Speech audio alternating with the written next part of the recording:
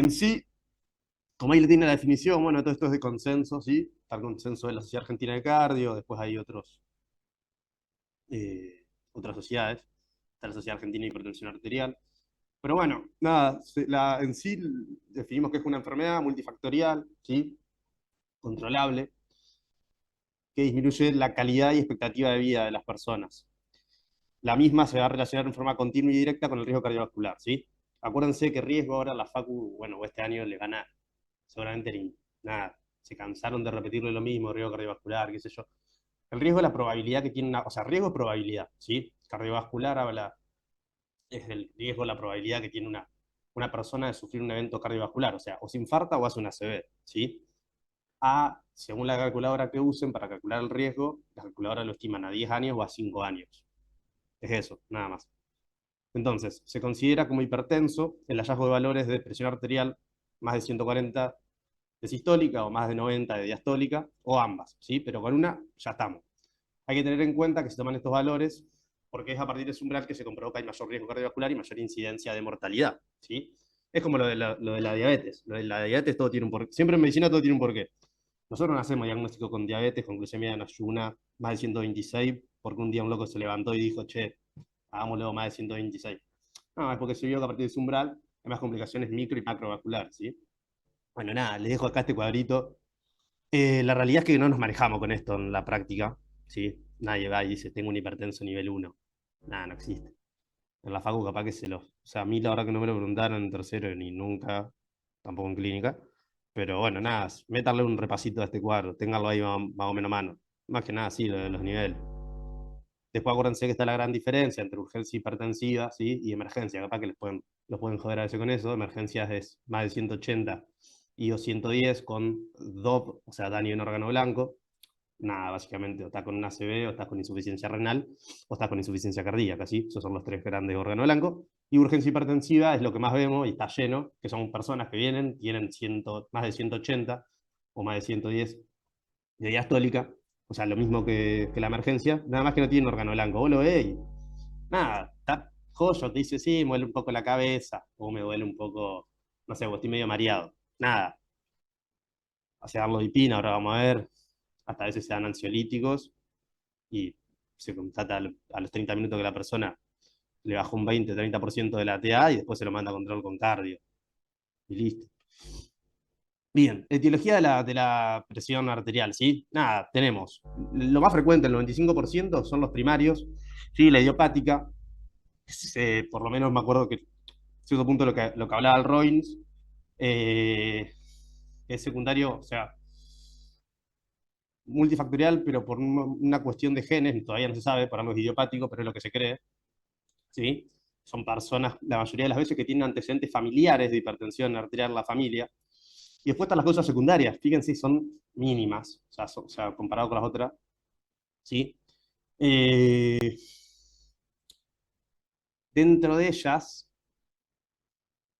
están las renales, ¿sí? Ahí van las capaz, se cansaron de ver esto o no. Bueno, nada, está la poliquistosis renal, ¿sí? Es una enfermedad autosómica dominante.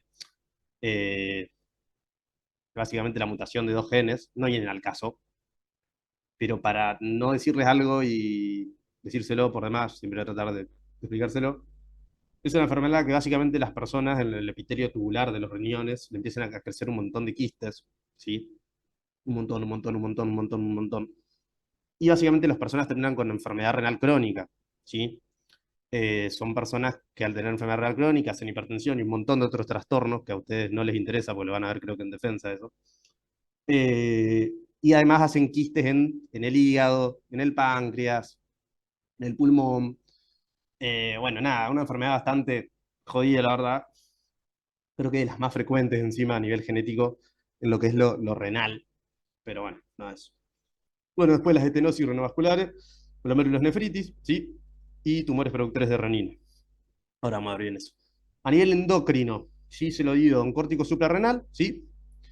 El síndrome de Cushing, el síndrome de Cohn, que es, acuérdense que es el hiperaldosteronismo primario, y el feocromocitoma, o sea, el tumor de la médula suprarrenal.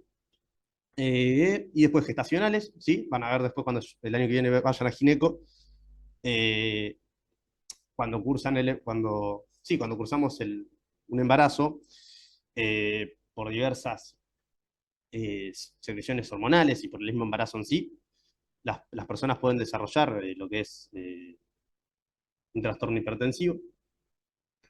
Y bueno, eh, nada, van a ver que después está la preeclampsia, la eclampsia, no sé si les habrán hablado de eso. Bueno, cualquier cosa después me dicen y lo aclaramos. Son términos, nomás, definiciones, todo dentro de hipertensión gestacional. Bueno, la acromegalia, por el aumento de la síntesis de la IGF-1. Hipotiroidismo, acuérdense que más que nada predomina la diastólica, ¿sí? Y el hiper. Después a nivel cardiovascular, bueno, la coartación de aorta, básicamente por un aumento de la poscarga, pero esta vez por algo estructural, ¿no? Esa es el PAN, no se los aclaré, después lo corrijo en el coso vano, nada, es una vasculitis, ¿sí? La vasculitis en defensa ustedes van a ver que se las van a clasificar por el diámetro de los vasos, ¿sí? Desde grandes vasos a pequeños vasos y a medianos vasos. Bueno, la poliarteritis nodosa, que es esa, ¿sí? Es una de medianos vasos. Después lo van en defensa, eso lo de menos, pero por las dudas aclarárselo. Bueno, nada, insuficiencias cardíacas de alto gasto, ¿sí? Personas con, no sé, nada, supuestamente el hipertiroideo en una crisis tirotóxico, una tirotoxicosis lo pueden hacer, pero bueno, nada. Si no está el beriberi, bueno, cosas que no sé, son frecuentes de ver. Bueno, a nivel neurológico, ¿sí? Personas con aumento de la presión endocraniana, pacientes con apnea del sueño, no sé si vieron el SADOS, el síndrome de apnea obstructiva del sueño. Y después tenemos los fármacos. Hablando de fármacos, miren, todos estos, esto es un cuadrito, creo que de la Sociedad Argentina de Hipertensión, producen hipertensión, ¿sí? O sea, tenemos los AINES, que ustedes después lo van a ver, creo que en defensa, los corticoides, eh, simpático-miméticos, ¿sí? Los mismos anticonceptivos, los antidepresivos, este es un agonista dopaminérgico, si no me equivoco. Y bueno, después tenemos algunos así productos naturales y demás. Bueno, la rotamina como un antimigrañoso, la clonidina. Bueno, bien, eso, para que lo tengan en cuenta. Básicamente quédense con los AINE y los corticoides, que es lo más frecuente que se consumen. Y bueno, y los antidepresivos. ¿Sí? Está lleno de gente con el consumo recurrente y crónico de todos estos fármacos. Bueno, el diagnóstico, esto no se lo van a tomar, pero por las dudas, nada. O sea, uno para hablar de qué es hipertenso, es por niveles, ¿sí? Si la persona está con valores desde normales, limítrofes, o nivel 1, nivel 2, la SAC que te dice, vamos a hacer un mapa o un monitoreo domiciliario de la presión arterial. Salvo que lo encontremos con más de 180 o más de 110, después si hay síntomas o no, urgencia o emergencia, ya hacemos diagnóstico a priori y no es necesario hacer un mapa o un monitoreo. Esto no se lo van a preguntar, yo se lo dejo de onda. Bien, ¿cómo se hace? Bueno, el mapa es un monitoreo ambulatorio, la persona va al sanatorio, al hospital, le colocan es un aparatito, y este aparatito le va tomando la presión arterial durante 24 horas, ¿sí? Bueno, nada, es el más recomendado, también porque es el más viejo y el más estudiado, y tiene por esto mucha evidencia. El valor de corte, a diferencia de lo que se toma en el consultorio, se va a considerar hipertenso con el total de las mediciones, ¿sí? Se hace un promedio, y cuando es más de 130, 80, es hipertenso. Monitoreo domiciliario de la presión arterial, vas a tomar bueno, nada, ahí tienen, 2 mediciones matutinas antes de tomar la medicación antihipertensiva de los pacientes, si es que se conoce y si está medicado, ¿no? Con 1 o 2 minutos de diferencia entre esas 2 mediciones y 2 vespertinas durante al menos 3 días. Según la Sociedad Europea, lo ideal son 7. Pero bueno, nada. Y el valor de corte del promedio de todas esas mediciones, ¿sí? Es 135 para la sistólica y, ¿cómo es?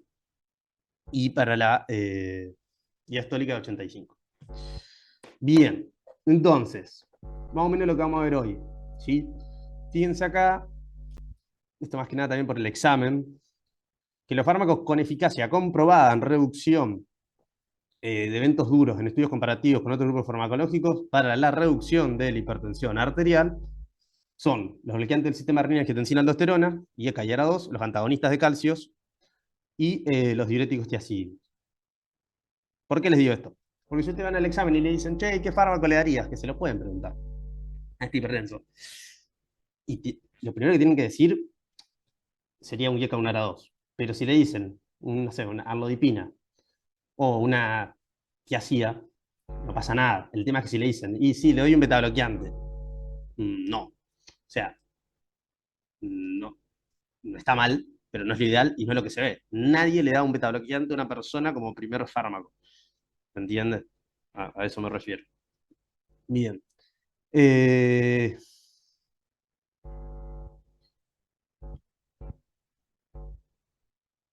¿Qué más de esto? No, bueno, nada. Después. No, o sea, quédense con esto, ¿sí? No, no se pongan después a ver, estos son, bueno, placebos, son básicamente fármacos que no tienen principio activo, lo aclaro por la duda, y estos que básicamente lo compararon con otros fármacos, ¿sí? O sea, se pusieron a pelear entre el GIECA y la amlodipina, por ejemplo, los antagonistas cálcicos, y vieron cuál es el resultado. Acá, en cambio, lo compararon con, no sé, una pastilla de talco, dan de cuenta, ¿sí? Para que vean como la fundamentación. Bien, si vamos a hablar de antihipertensivo, primero tenemos que recordar cómo se regula normalmente la presión arterial. O sea, volvemos a TTL. Tenemos dos sistemas, ¿sí? Uno a mediano, o sea, uno a corto plazo y otro a largo plazo, ¿sí? Bien. En el corto plazo, y el que más de una vez nos ayuda a que no nos caigamos, más si nos levantamos rápido de la cama y demás, son el sistema que está, nada, el sistema nervioso simpático, ¿sí? Que básicamente tenemos los vasoreceptores del seno carotídeo, que van a estar en relación, o sea, por vías aferentes con el tronco encefálico, y van a regular esta descarga simpática. Los vasoreceptores van a ser estimulados por la distensión de las paredes vasculares, o sea, está el seno carotídeo, ¿sí? Entonces, si aumenta la distensión o la distensión constante de la pared arterial donde se encuentra